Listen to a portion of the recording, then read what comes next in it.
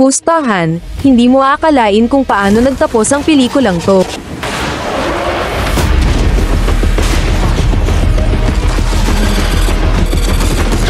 Kaya kung gusto mong malaman ang nakakakilabot na kwento na ito, panoorin at alamin natin sa pelikulang Elevation.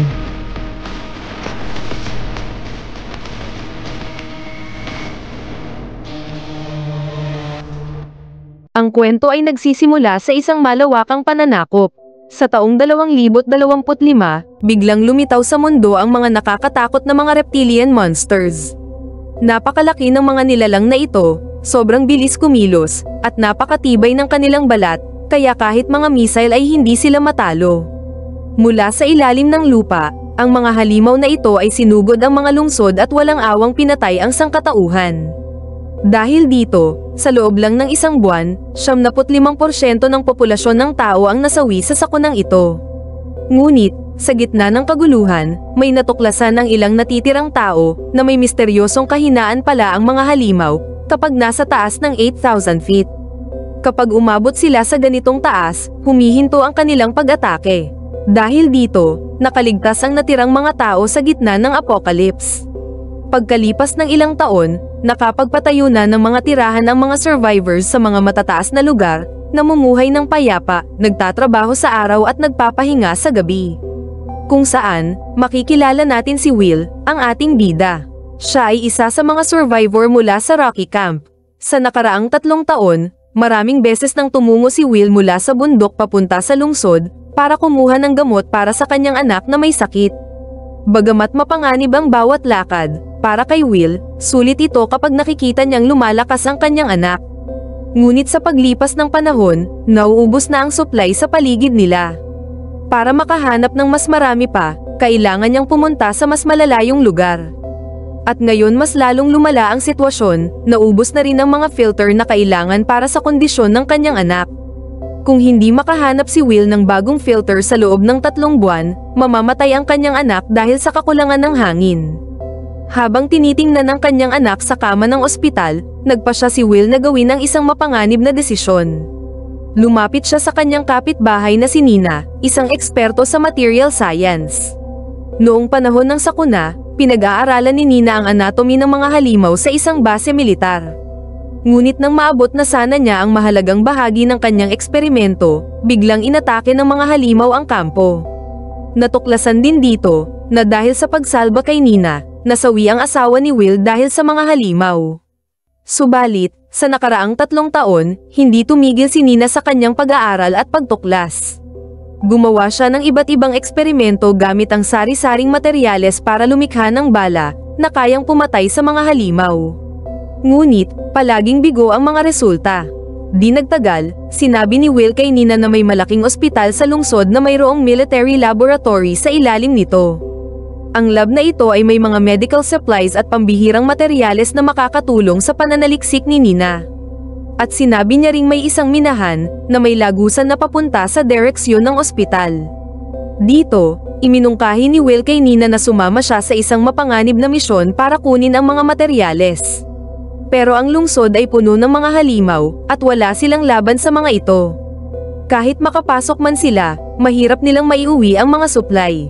Nag-alinlangan naman si Nina, ngunit sinabi ni Will ang isang dahilan na hindi niya kayang tanggihan. Ibinunyag ni Will na ang lagusan ng minahan ay nasa taas na 8,000 feet, isang lugar na hindi tinatambayan ng mga halimaw. Dito ay pumayag na rin si Nina. Kinabukasan, nagtungo sina Nina at Will sa weapons cache. Habang kinukuha nila ang kanilang gamit, biglang lumapit ang kaibigan nilang si Katie. Nalaman ni Katie ang plano ni Will na bumaba sa bundok at nagpumilit na sumama, naniniwalang kakailanganin ni Will ng tulong niya. Hindi tumanggi si Will, at naghanda nga ang 3 para sa biyahe. Habang pababa ng bundok, nadaanan nila ang malaking hukay sa battlefield kung saan kilala ang mga halimaw na dumadaan sa ilalim ng lupa nito. Nabahala naman si Will na baka may mga halimaw sa hukay, pero pinakalma siya ni Nina. Nagdala si Nina ng compass, at dahil may malakas na magnetic field ang mga halimaw, madedetect ng compass ang mga halimaw kahit na nagtatago pa ito. Sa pagdaan sa mga guho, narating nila ang cable car observation point. Ayon sa plano ni Will, kailangang paandarin ng cable car, at sakyan ito patungo sa kalapit na bundok kung saan matatagpuan ang lagusan ng minahan. Nang bigla, habang ina-activate ni Will ang generator, napansin ni Nina na mabilis na umiikot ang compass. Paglingon niya, nakita niya ang isang pulang liwanag sa kagubatan, may mga halimaw nga na dumating. Samantala, nagawa naman magpaputok ni Katie ng granada sa direksyon ng halimaw na matagumpay na nagpabagal sa kanila.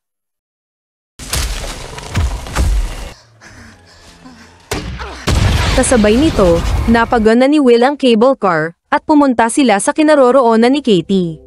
Buti na lang, naghanda sila, at nakabalik si Katie sa grupo ng ligtas. Ngunit hindi pa sila ligtas, biglang ipinulupot ng halimaw ang tentacle niya sa lubid ng cable car. Sa kabutihang palad, malapit na sila sa taas na 8,000 feet. Bago pa man makahabol ang halimaw, nakatawid na ang tatlo sa ligtas na area. Samantala, habang sa kalagitnaan ng biyahe, nakakita sila ng abandonadong kubo. Dito, natuklasan nila na sa loob, may pagkain at marami ring whiskey. Dahil matagal na silang hindi nakatikim ng alak, binuksan nila ang isang bote. Habang nagkukwentuhan, ibinahagi ni Will ang pinagmulan ng mga halimaw. Ayon sa kanya, bigla na lang lumitaw ang mga nilalang mula sa isang minahan, at kakaiba ang kanilang anatomy. Hindi sila kumakain o umiinom, tila nilikha sila para hantingin ang mga tao.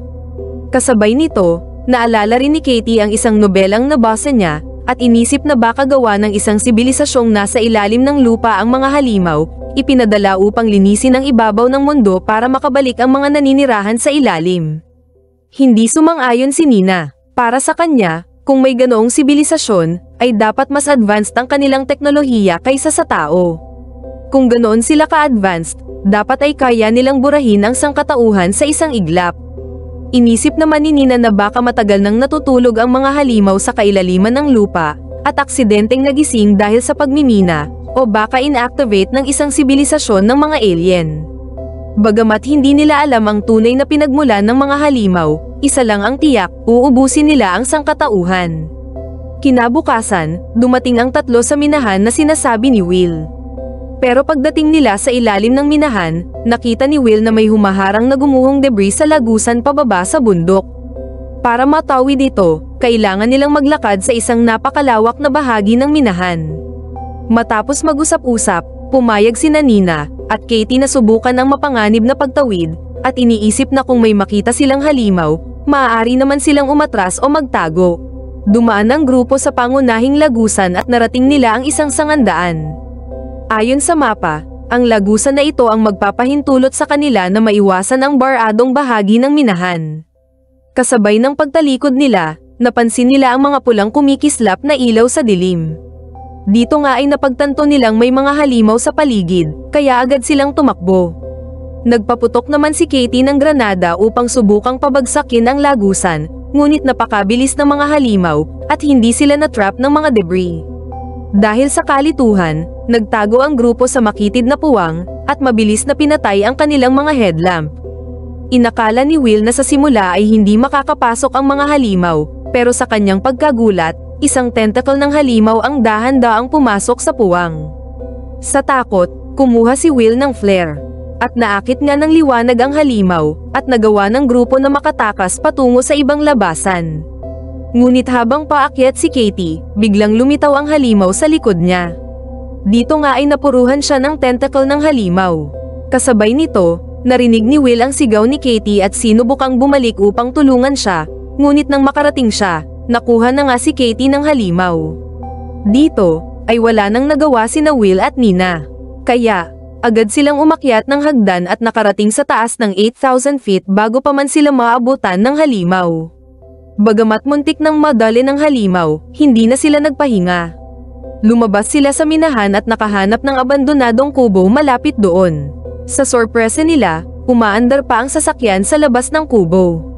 Habang papalapit ang gabi, nagpahinga sila sa kubo at inayos ang kanilang gamit. Dito, nalaman ni Will mula kay Nina kung bakit hindi tinatablan ng bala ang balat ng mga halimaw.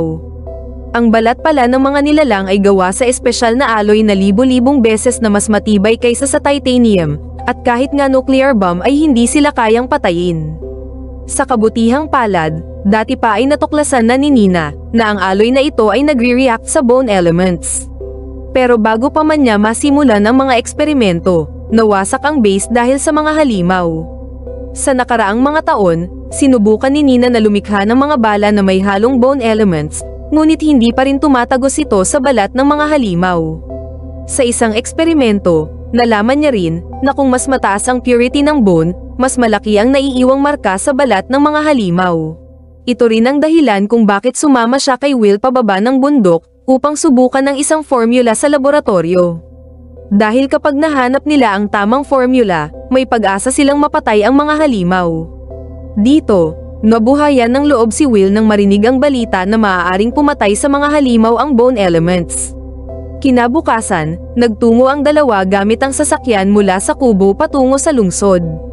Dito, mabilis nilang narating ang ospital. Nahanap din agad ni Will ang filter at gamot na kinakailangan ng kanyang anak. Ngunit habang papalabas na sila, nakita sila ng mga halimaw. Sa kabutihang palad, may pader na hamarang sa daan kaya hindi sila makapasok. Habang sa gitna ng alanganing sitwasyon, biglang napansin ni Will ang tambak ng mga tangke ng oxygen sa isang silid, pero kasabay nito, mabilis na ring paparating ang mga halimaw sa pasilyo. Nagbaka sakali si Will at binaril ang mga tangke ng oxygen. Hindi man ito napatay ang mga halimaw pero tumilapon sila palabas ng ospital dahil sa pagsabog. Stairs.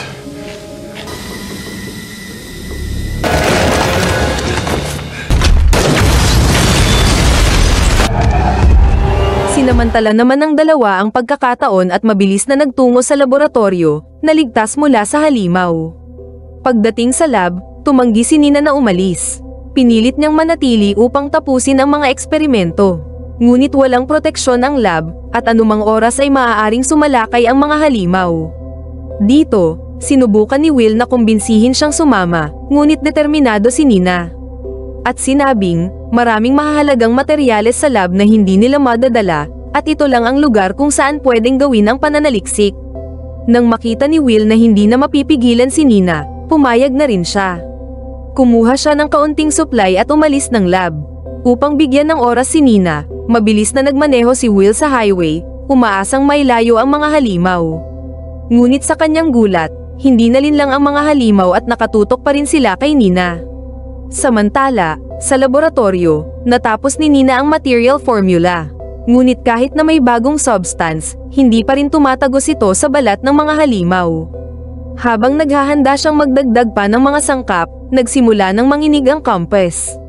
Pagtingin niya sa taas, napansin ni Nina ang mga power cells sa laboratorio. Biglang nagkaroon nga siya ng ideya, at nagdagdag ng kaunting lead acid sa timpla. Habang papalapit na ang mga halimaw sa pintuan, pinahiran ni Nina ng bagong material ang mga bala. Samantala, kasabay nito, narinig ni Will ang malalakas na pagsabog sa lungsod at kinabahan na baka napatay na si Nina ng mga halimaw. Dahil sa pag-aalala, naaksidente si Will at bumangga ang kanyang sasakyan sa isang bato, dahilan para ito'y tumagilid. Sa kabutihang palad, mabagal lang ang takbo niya at agad siyang nakalabas ng sasakyan at tumakbo pabalik sa bundok. Ngunit, habang papalapit na siya sa safe zone, biglang lumitaw ang isang halimaw sa kanyang harapan. Paglingon niya, may paparating pang mas maraming halimaw at napapalibutan na siya. Sa mga oras na iyon ay naisip ni Will na katapusan na niya. Ngunit, isang malakas na pagsabog ang yumanig sa kagubatan, at pagtingala niya, nakita niya si Nina, na nagpapaputok sa mga halimaw.